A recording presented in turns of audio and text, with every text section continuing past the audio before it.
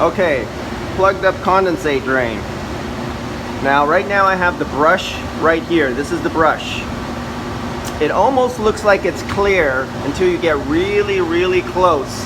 It has a slight cloudy. It's more cloudy because I disturbed it. It was pretty clear looking, but it was plugged up, so it fills up your drain pan, and then the secondary backup pump kicks on with the float switch, and then the water will pour out of here, letting you know your condensate is right. In here, it's only, well, they're not supposed to have electrical things below it, but that was added afterwards.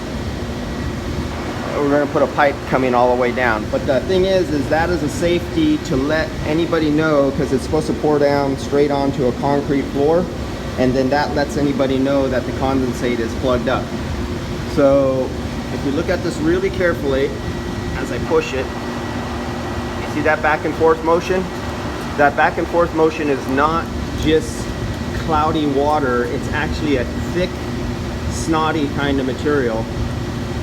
And that was the only thing stopping the water. So this unit's due for a pan clean out and disinfectant, and that's what we're going to do here. That's it for today.